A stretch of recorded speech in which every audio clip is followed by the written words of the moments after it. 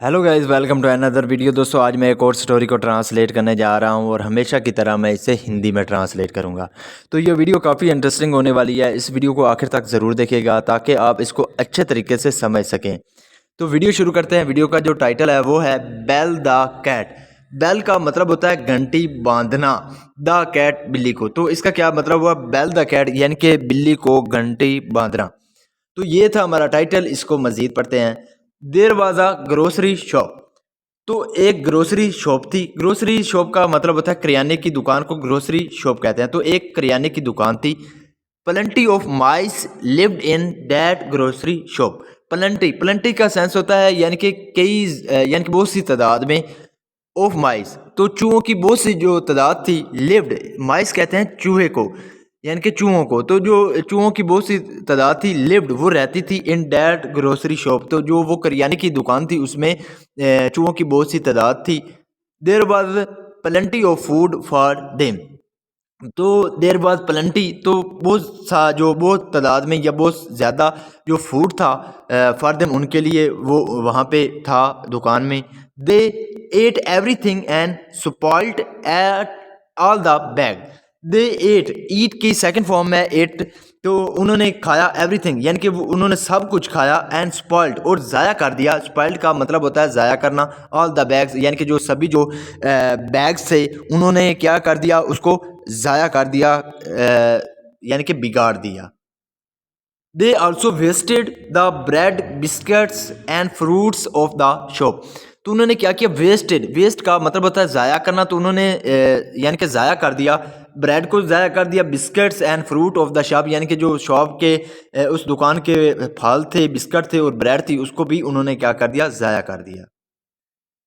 The grocer was worried. तो जो grocer grocer का मतलब होता है करियाने वाला। तो जो करियाने वाला था वॉज वरेड तो वो परेशान था। ही थॉट, थिंक की सेकंड फॉर्म है थॉट। तो उसने सोचा I will buy a cat. I will buy यहाँ पे वेल के साथ वर्ब की फर्स्ट फॉर्म है। जब वेल के साथ वर्ब की फर्स्ट फॉर्म लगती है तो वो फ्यूचर इंडेफिनेट का वाक़या माना जाता है। तो I will buy a cat तो मैं एक बिल्ली खरीदूंगा and let it stay. Let यहाँ पे है किसी को, जब हम किसी की इजाज़त देते हैं तो लेट का यूज़ करते हैं। तो लेट इट स्टे और उसे रहने दूंगा एट द ग्रोसरी। तो जो यानी कि जो ग्रोसरी यानी कि किराने की दुकान है उसमें रहने दूंगा। यानी कि उसने कहा कि मैं एक बिल्ली खरीदूंगा और उसे जो किराने की दुकान है उसमें रहने दूंगा, ठहरने दूंगा। ओनली देन तभी ही I can save my things. तभी मैं क्या कर सकता हूँ? आई कैन सेव मैं बचा सकता हूँ माई थिंग्स अपनी चीज़ों को। ही बॉट, बाई की सेकंड फॉर्म है बॉट। उसने खरीदा अ फैट कैट तो एक मोटी बिल्ली खरीदी and let him stay there और उसे क्या किया? स्टे देयर वहाँ रहने दिया, ठहरने दिया। The cat had a nice time hunting the mice and killing them. तो the kite had a nice time तो जो बिल्ली थी उसका अच्छा समय था, अच्छा वक्त था हंटिंग शिकार करने का, द माइस चूहों का, एंड किलिंग देम और उनको मारने का। यानी कि जो बिल्ली थी उसका अच्छा समय था चूहों का शिकार करने और उनको मारने का। The mice could not move freely now. तो जो चूहे थे कुड नॉट मूव तो वो मूव नहीं कर सके फ्रीली यानी कि आज़ादी से। नाउ अब वो आज़ादी से इधर उधर नहीं फिर सके। दे वर अफ्रेड, अफ्रेड का मतलब होता है डरे होना। तो वो डरे हुए थे that any time the cat would eat them कि जो बिल्ली है वो क्या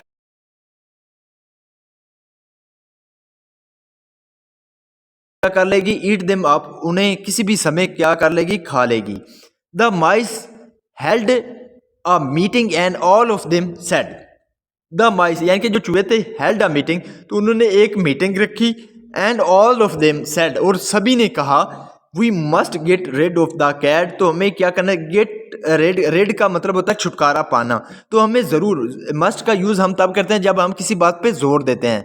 तो we must get rid of the cat के हमें जो बिल्ली है उससे ज़रूर जो है छुटकारा हासिल करना चाहिए। Can someone give a suggestion. क्या कोई समवन गिव, क्या कोई दे सकता है अ सजेशन यानी कि क्या कोई कोई तजवीज़ दे सकता है? All the mice sat and thought. सभी जो चूहे थे सैट वो बैठ गए। सेट की सेकंड फॉर्म है सैट तो वो बैठ गए एंड थॉट और उन्होंने सोचा। A smart looking mouse stood up and said.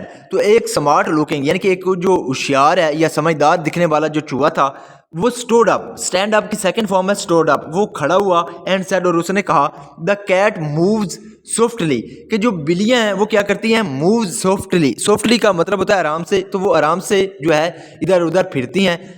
That is the problem, तो यही मसला है। If we can tie a bell around her neck then things will be fine.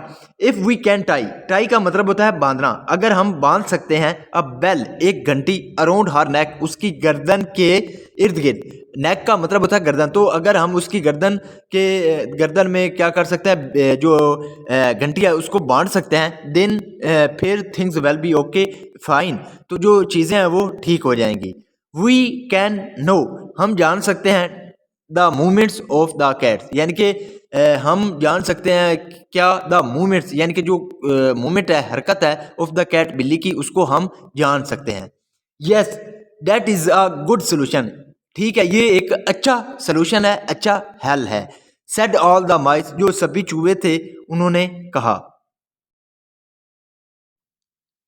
And old mouse slowly stood up and asked, एक बूढ़ा, old mouse यानी कि एक बूढ़ा जो चूहा था, स्लोवली स्टूड, वो आराम से, यहाँ पे जो स्लोवली अडवर्ब है, तो वो आराम से खड़ा हुआ, एंड आस्क्ड, और पूछा, बट लेकिन, हु वुड टाई, कौन बांधेगा, टाई का मतलब होता है बांधना, तो कौन बांधेगा द बेल, घंटी को, यानी कि घंटी को कौन बांधेगा।